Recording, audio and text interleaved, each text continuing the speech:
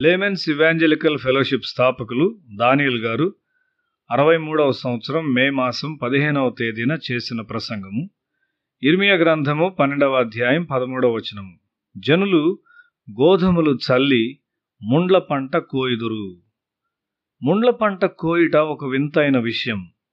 10వ వచనములో కాపరులే ద్రాక్ష తోటను చెరిపివేసి ఉన్నారని దేవుడు చెప్తున్నాడు. వారి ప్రయాస అంతములో వారి ఫలమును చూచి చాలామంది ఆశ్చర్యపడ్డారు.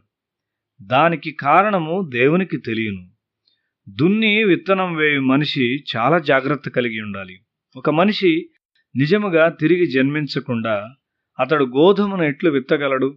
మేము ఎక్కడికి వెళ్ళినను బోధకులు తప్పైన సిద్ధాంతమును బోధించుట చూస్తూ ఉన్నాం.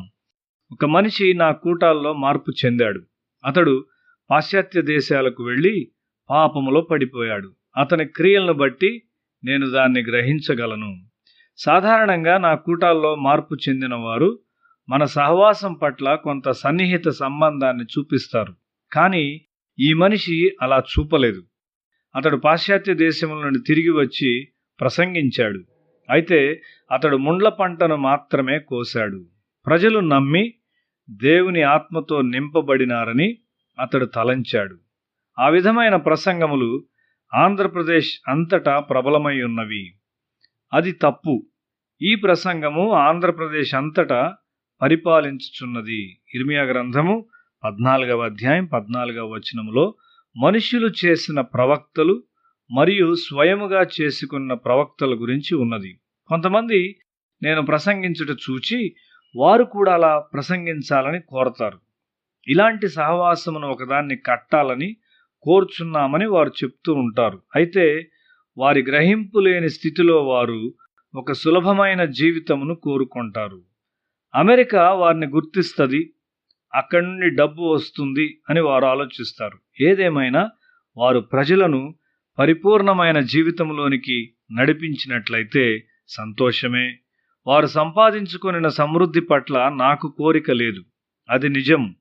నీవు నీ కుటుంబమును దేవుని రాజ్యమును కట్టగలవు. నేనును నా ఇంటి వారును యెహోవానే సేవించెదము అని యెహోషువ వలె అంతములో నీవు చెప్పగలవు. అయితే నీవు తిరిగి జన్మించావా? నీవు యెహోవాను నమ్మావా? యేసు తిరిగి లేచాడని నీవు నమ్ముచున్నావా? అప్పుడు నీవు ఈ అనుభవాన్ని కలిగి ఉంటావు. రోమపత్రిక 12వ అధ్యాయం 1వ వచనము చదివి దివారాత్రులు దాన్ని ధ్యానించు. వాక్యమునకు నిన్ను నీవు లోబరుచుకో. అప్పుడు నీ జీవితంలో ఏ ఓటమి ఉండదు. అప్పుడు ఆయన పరిపూర్ణమైన చిత్తాన్ని నీవు చేస్తావు. అదే దేవుని చిత్తము. నీవు దేవుని చిత్తము చేయగలవా? ఈ లోక సంబంధమైన ఆనందాలకు నీవు చనిపోయావా? నీవు ఒక సజీవ యాగముగా తయారయ్యావా? అప్పుడు ప్రభువు నిన్ను ఏదైనా చేయమని అడిగినప్పుడు నీవు దాన్ని చేయుదువు. 43 సంవత్సరాల క్రిందట నేను నర్సాపూర్ వెళ్ళాను. 47 డిగ్రీల ఉష్ణోగ్రతలో అనేక మైళ్ళు నడిచాను. వేడి మరియు దూరము నా దృష్టిని మరల్చలేదు. ఈ 43 సంవత్సరాలు నేను ఆ స్థలం కొరకు ప్రార్థిస్తూనే ఉన్నాను. ఇప్పుడు నేను వెళ్ళి అక్కడ ప్రసంగించాను. నా గుడారము చినిగిపోయెను. నా పిల్లలు నా ఎద్దు నుండి తొలగిపోయి ఉన్నారు. ఇర్మియా గ్రంథము 10:20వ వచనము. పరలోకమునకు ఎంతో దూరముగానున్న సంఘ కాపరులు వారు దాదాపు పరలోకములో ఉన్నామని చెప్తుంటారు. పరలోకం అనగా ఏమో ప్రజలు గ్రహించలేరు. పిల్లలు ఏ పాపములు చేయుచున్నారో తల్లిదండ్రులకు తెలియదు. ఇర్మియా గ్రంథము 13వ అధ్యాయం 23వ వచనము. ఒక దైవభక్తి గల సంఘములో నేను పెంచబడ్డాను. అయినప్పటికీ నేను తిరిగి జన్మించినంత వరకు నా నైతికమైన మచ్చలను నేను మార్చుకొనలేకపోయాను. మనము తప్పక తిరిగి జన్మించాలని దేవుని వాక్యం చెప్తూ ఉన్నది. నీవు ఒక కాపరివి లేక ఒక వేదాంత ఆచార్యుడవు కావచ్చు. అయితే నీవు తప్పక తిరిగి జన్మించాలి. నీవు ఒక పాపివని నీతో ఎవరు చెప్పగలరు?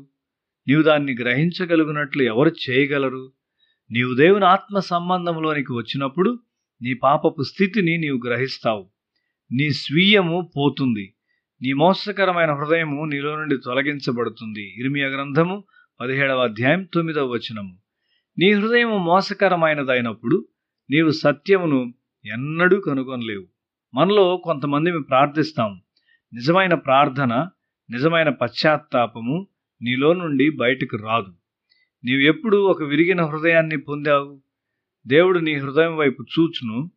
నీవు ఇతరుల ప్రార్థన మీద ఆధారపడుట దేవునికి ఇష్టమైనది కాదు. కష్ట సమయంలో ప్రార్థించాలని నీవు కోరతావు. విరామ కాలంలో ప్రభువు సన్నిధిలో కనిపెట్టుట అనగా వేచియుండుట నీవు కోరవు. నీ హృదయంలో చాలా అభ్యంతరకరమైన విషయాలున్నాయి. నీవు పరిపూర్ణతను పొందుకొనుటకు అవి నిన్ను ఆటంకపరుస్తూ ఉన్నాయి. ఇర్మీయా గ్రంథము 9వ అధ్యాయం 14వ వచనము. వారి హృదయాలను అనుసరించి వారు నడిచెదరు. నీవు ప్రార్థించువానిగా ఉండవచ్చు, అయితే అది ఒక లోతైన ప్రార్థన